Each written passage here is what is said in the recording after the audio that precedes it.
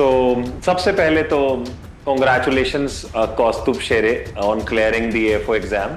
नहीं सर, बहुत बहुत ही बढ़िया एनवायरनमेंट है सब तरफ। जहाँ जा रहा हूँ सब तरफ फेलिसिटेशन हो रहा है सर। और उसमें भी सर फर्स्ट अटेम्प्ट में कम एज में हुआ है, इसलिए और भी ज़्यादा खुशी है सर सबको। इसलिए जहाँ भी जा रहा हूँ अलग ही माहौल है फिलहाल। सब मेरे पेरेंट्स को ऑफिसर की माँ, ऑफिसर के पिताजी ऐसा ही करके बुला रहे हैं फिलहाल 4-5 दिन से। तो भी जैसे मैं घर पे पहुंचा सर, मेरी माँ ने जो मुझे हक किया है ना सर, जो मेरे पिताजी ने हक किया सर, वो ड्रीम कम ट्रू मोमेंट था। वो लाइफ टाइम सर एक वो फोटो बन गया सर मेरे दिमाग में, कभी नहीं भूलूंगा सर। मैं बहुत ही बेस्ट डे था सर वो मेरे लाइफ का अब तक के लिए। देखो मेरे भी गूज़बम्प्स आ गए हैं। स्टार्टिंग में तो होता होगा ना कि मैंने डिसीजन तो लिया एग्रीकल्चर का, क्या मैं कर पाऊंगा कि नहीं। कोई सेकंड ऑप्शन भी रखा था माइंड में कि मान लीजिए ये क्लियर नहीं होता है तो मैं क्या करने वाला हूँ। मैंने एक वो जिद सी बना ली थी सर मन में कि मैं एक ही अटेम्प्ट में और एक ही बार में ये क्लियर कर दूंगा। इसलिए मैंने बैकअप प्लान के बारे में सोचा ही नहीं था। इतना मैं कॉन्फिडेंट था खुद पे। फाइनली वो हो ही गया सर, जिसका इंतजार। उसके बाद फिर आपको था कि मतलब मैं एसीसी से कोर्स ले रहा हूँ तो मुझे बेसिक से मिलेगा या एडवांस मिलेगा, कैसा कोर्स लिया, क्या था, सब कुछ बताइए कुछ। तो बहुत सुना था सर एसीसी के बारे में। दीपक सर का एक वीडियो आया था कि आप बीएससी एग्रीकल्चर के बाद क्या क्या ऑप्शंस कर सकते हैं। तो सर ने इतना अच्छे से बताया था। फिर मुझे और एसीसी के बारे में और क्यूरोसिटी डेवलप हुई। फिर मैंने एफओ कर, उसी वीडियो से सर मुझे एफओ के बारे में पता चला। फिर मैंने डिसाइड किया मैं एफओ करूँ, और फिर मैं इसी क्लास के साथ जुड़ गया। और फिर रेस्ट तो आप रिजल्ट आपके सामने है।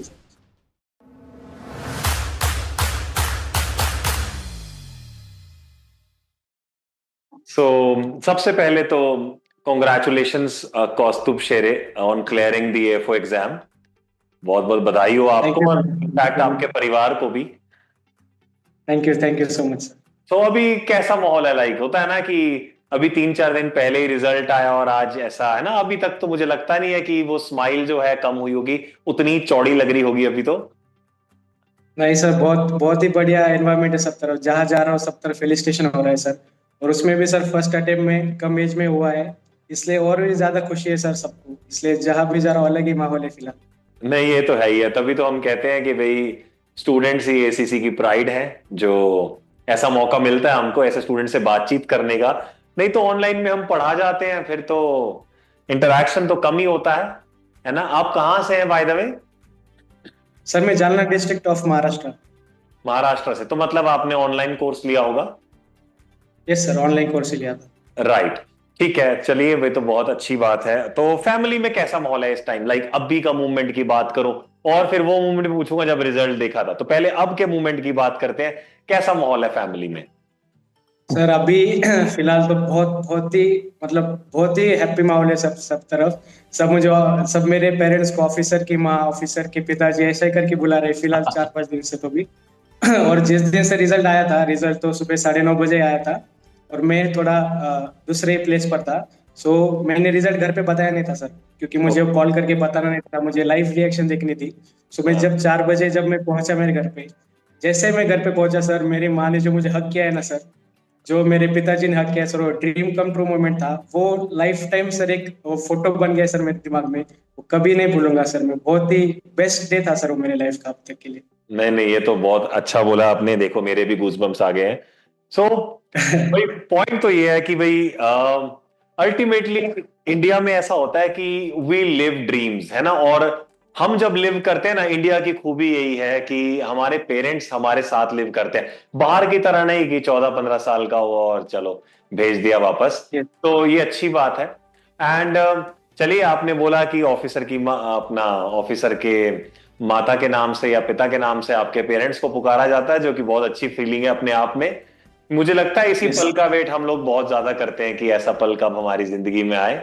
तो मुझे लगता है कि कौस्तुभ के साथ आगे की कॉन्वर्जेशन ज्यादा मैटर नहीं करेगी स्टूडेंट्स के लिए, उनको इन्हीं से मोटिवेशन मिल गया होगा कि ये जो लाइन इन्होंने बोली है कि इसके बाद जो मुझे फीलिंग है वो अभी भी नहीं भूलती है, वो सीन अभी भी छप गया है, तो इससे बड़ी मोटिफिकेशन क्या होगी, है कि नहीं।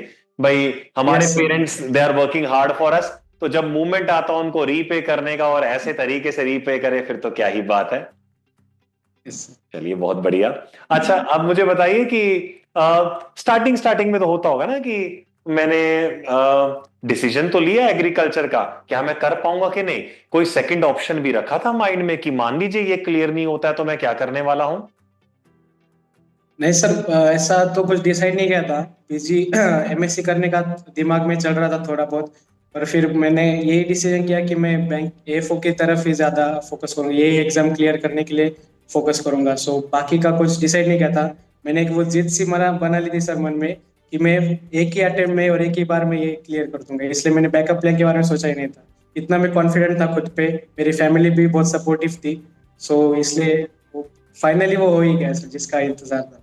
वैसे भी प्लान बी तो तभी आता है जब एक दो साल हो जाते हैं पर्सन को प्रिपेयर करते, फिर वो यस सर। सोचता है। बट सिंस आपका तो फर्स्ट टाइम में हो गया, तो आपका हार्ड वर्क रीपे कर गया आपको, which is very good as well.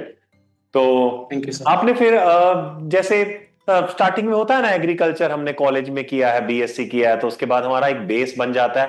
तो अब आपका बेस इतना स्ट्रांग था, मतलब मैं ये मानूं कि आप कॉलेज में बहुत इंटेलिजेंट स्टूडेंट थे, या आपने बाद में रीगेन करा, कोर्स के दौरान अच्छे से डेडिकेशन दिखाया? नहीं सर, इंटेलिजेंट वैसा तो कुछ था नहीं, बस कॉलेज में जो रेगुलर था, रेगुलर लेक्चर्स अटेंड करता था।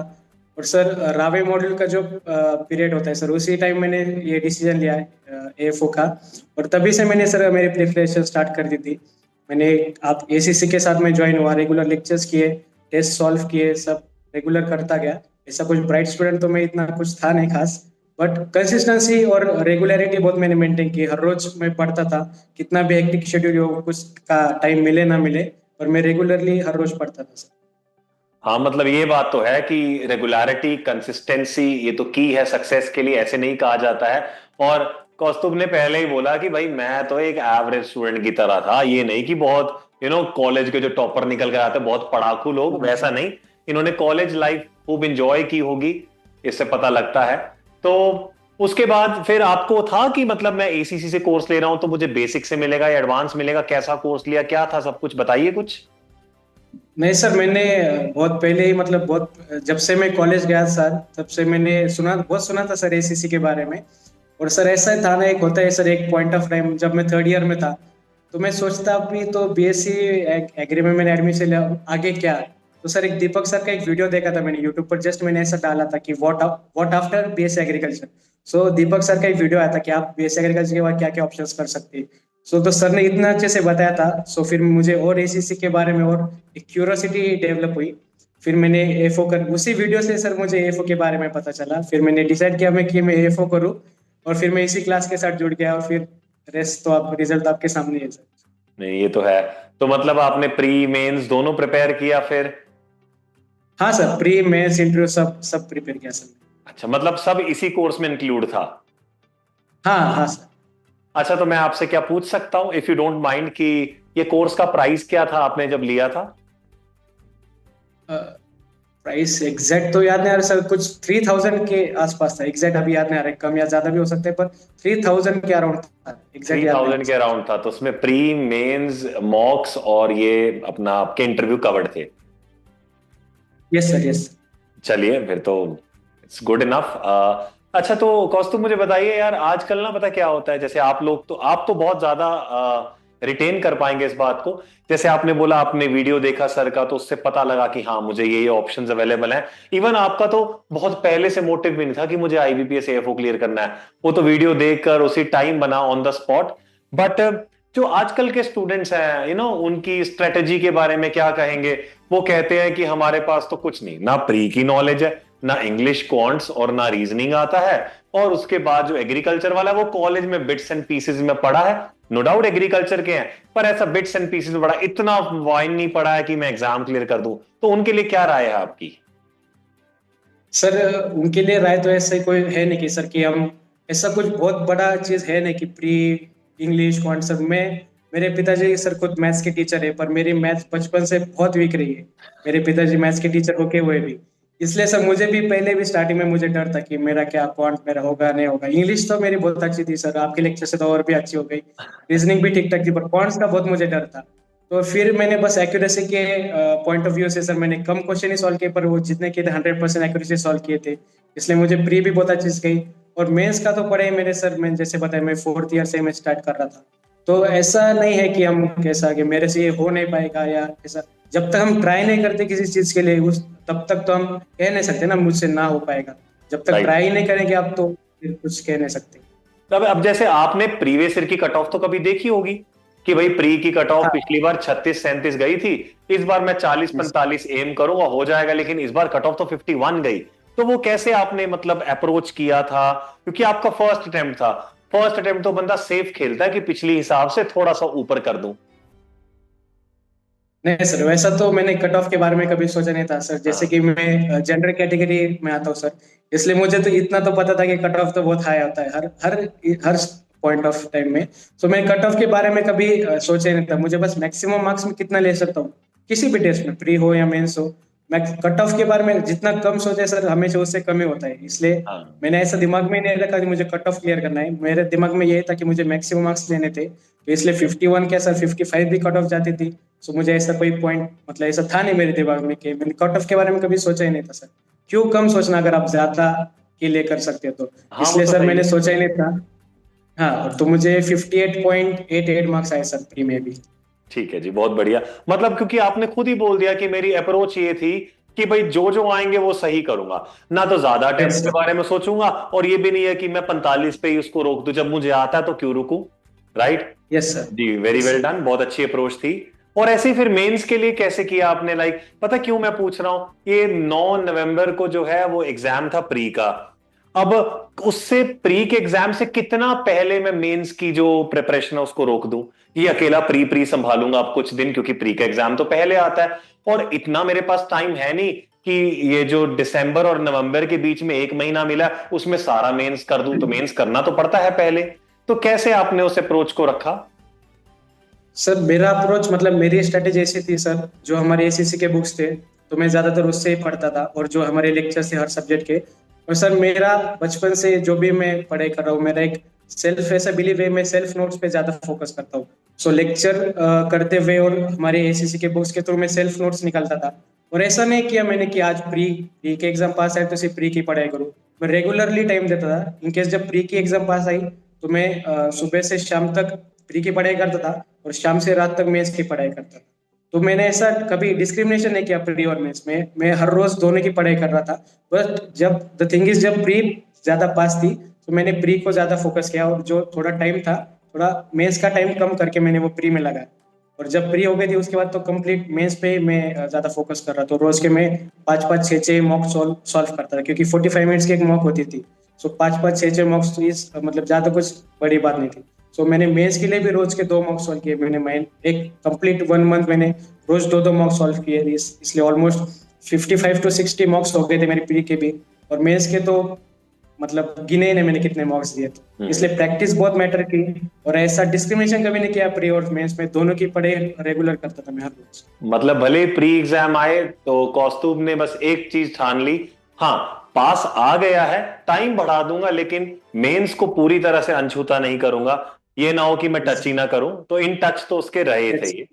Good approach. Yes sir. ठीक, क्योंकि आजकल होता है ना कि स्टूडेंट्स को थोड़ा सा अप्रोच पता होनी चाहिए, तब जाकर फिर वो चीज जो है और लाइमलाइट में आती है। अब फिर एक बात और आती है कि प्री के एग्जाम के बाद आपने मेंस के लिए साथ साथ स्टार्ट कर दिया, कि पहले रिजल्ट की वेट करी हफ्ता 10 दिन फिर उसके बाद स्टार्ट किया?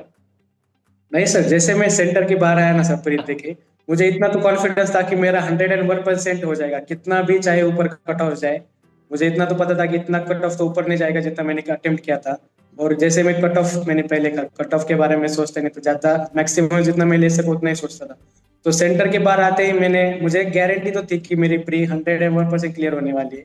सो मैंने द नेक्स्ट मैंने बस उतना एक प्री के एग्जाम के दिन रिलैक्स किया, थोड़ा चिल किया, मूवीज वगैरह देखे, थोड़ा फ्रेंड्स के साथ हैंग आउट किया। पर नेक्स्ट डे से मैंने सर कंप्लीटली दिन हर रोज मैंने मेंस की पढ़ाई की। रिजल्ट विजल्ट का वेट ही नहीं किया मैंने, हर रोज मैं मेंस की पढ़ाई कर रहा था सर। प्री के रिजल्ट के बाद खुशी हुई थी कि नॉर्मल था, क्योंकि अब तो पता ही था प्री क्लियर हो जाएगा? थोड़ी बहुत तो मतलब गारंटी थी सर पहले से, पर खुशी तो होती है सर।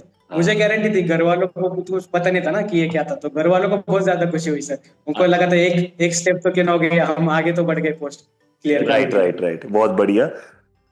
एक माइंड में बात आती है कि ऐसे स्टूडेंट्स जब अप्रोच करते हैं एग्जाम के लिए और प्रिपरेशन करते हैं, तो कहीं ना कहीं एक फेलियर का डर रहता है। जबकि मैं उस शब्द को फेलियर नहीं बोलता, मैं डिलेड सक्सेस बोलता हूं। इसमें कौन सा कोई फेल हो सकता है, इस बार नहीं तो अगली बार सही। तो वो जो फेलियर का डर है स्टूडेंट के दिमाग में, उसको कैसे थाम के रखें, वो सेल्फ कॉन्फिडेंस कैसे लेकर आए, उसके बारे में कुछ बताएंगे आप? सर फेलियर के बारे में मतलब, तो वो फेलियर तो पहली बात तो बहुत ही गलत है। अगर फेलियर तो नहीं कह सकते हम, जितना भी कुछ किया सर उसका एक्सपीरियंस तो आ गया ऑलमोस्ट हमें। हम्म। अगर अब कोई बच्चा मेंस तक जाता है या फिर कोई इंटरव्यू तक जाता है फिर भी उसका नहीं हो गया, तो हम ये ऐसा सोच सकते हैं एटलीस्ट हम इंटरव्यू तक आए। ऐसे बहुत से बच्चे, एक ऑलमोस्ट 1 लाख तक बच्चे फॉर्म फॉर्म फिल करते, पर हम ही जो थे जो इंटरव्यू तक आ सके, तो हम कम से हमें इतने एक्सपीरियंस तो आ गया। जो अगले साल जो बर्डन रहेगा वो तो एटलीस्ट कम हो गया ना, कि मुझे पता है कि मेरे इतना इतना कवर मैं कहाँ कम पड़ गया हूँ इस साल, तो वो मैं अच्छा और अच्छे से अगले साल के लिए कर सकता हूँ। तो इसे फेलियर ना लेके एक एक्सपीरियंस और एक पॉजिटिव नोट पर इसे लेके हम अगले साल के लिए और प्रिपेयर कर सकते हैं। राइट। चलिए, अच्छी अप्रोच है। और कुछ आपके दिमाग में वो शेयर करना, लाइक आपने बोला कि आपने प्री का बताया, मेंस का बताया, इंटरव्यू का बताया, अपने घर की खुशी बताई, आसपास का एरिया बताया। तो आपके एरिया में ऐसे ये चीज कॉमन है, ऐसे सरकारी नौकरी पाना और ऐसा? सर मेरे गांव में, मेरे पूरे खानदान में सर मैं पहला सेंट्रल गवर्नमेंट का ऑफिसर हूँ सर। और सर अच्छा। दूसरी बात जो पता नहीं हुई सर, मेरे लाइफ में, पास्ट लाइफ में थोड़ा बहुत एक एंट्रेंस के, जो मेडिकल एंट्रेंस की मैं तैयारी कर रहा था, तो वो मुझसे हो नहीं पाया था। तो मेरे पेरेंट्स को बहुत मतलब ये किया था मेरे रिलेटिव्स ने कि इससे कुछ हो ही नहीं पाएगा, तो कैसा वेस्ट ही चले जाएगा आपका लड़का, कुछ खराब ही बिगड़ जाएगा। और सर मुझे बचपन से थोड़ा एक्टिंग और डांसिंग का शौक था, मैं कॉलेज में, स्कूल में बहुत परफॉर्मेंस करता था। सो रिलेटिव्स ऐसा मेरे पिताजी को, मेरे माता जी को ऐसे बोलते कि ये बच्चा वेस्ट चले जाएगा, ये बस एक्टिंग एक्टिंग करते रह जाएगा, नाचते बैठ जाएगा, ये जिंदगी में कुछ नहीं कर पाएगा, जितना आपने नाम इज्जत कमाई है ये लड़का पूरा मिट्टी में मिला देगा।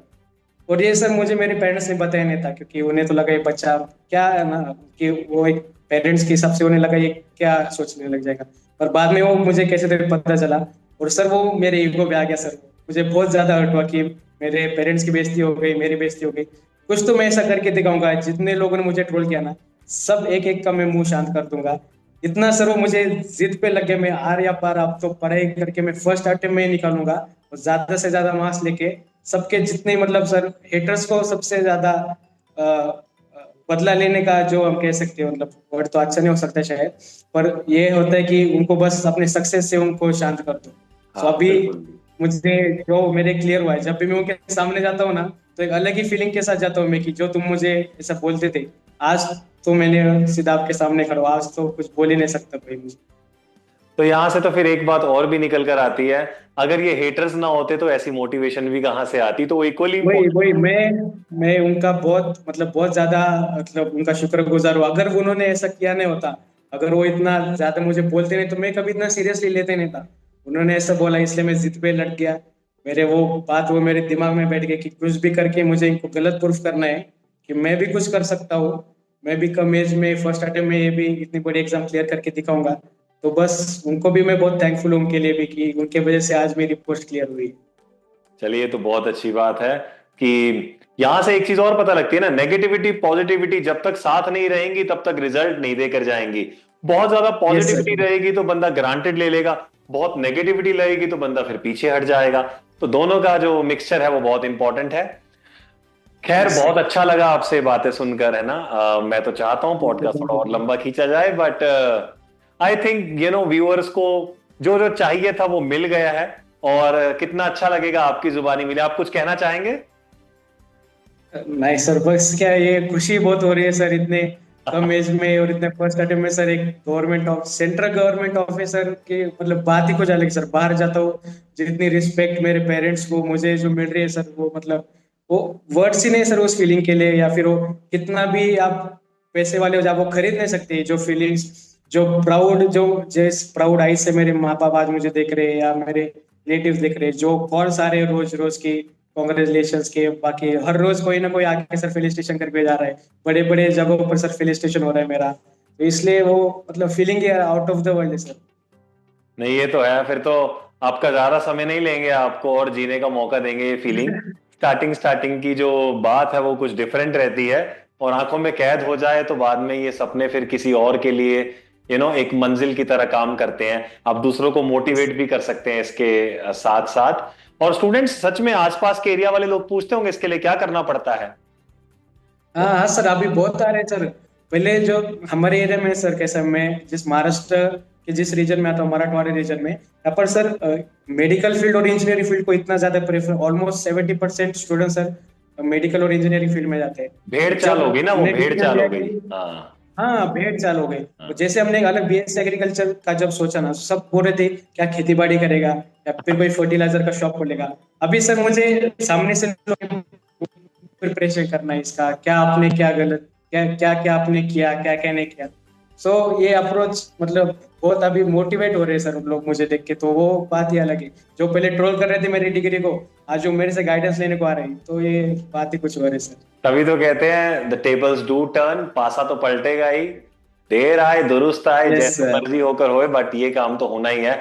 चलिए, बहुत बहुत मुबारक हो यस। आपको, once again congratulations to you from ACC team as well. You know, you thank you are the sir. Students that make us proud, और हमारी ये जो प्राइड वाली फीलिंग है आप लोग ही आगे बढ़ाते हैं। बहुत अच्छा लगा आपसे बात करके, कभी जरूर मिलिएगा। एंड जब मिलेगा तो महाराष्ट्र की कुछ ऐसी चीज लाइएगा जिसको खाकर थोड़ा दिल अच्छा और हो जाए, है ना? यस सर, डेफिनेटली सर, चलिए। डेफिनेटली। चलिए, God bless you, take care, तड़ा, bye bye. Thank you, thank you, thank you, bye sir. Okay.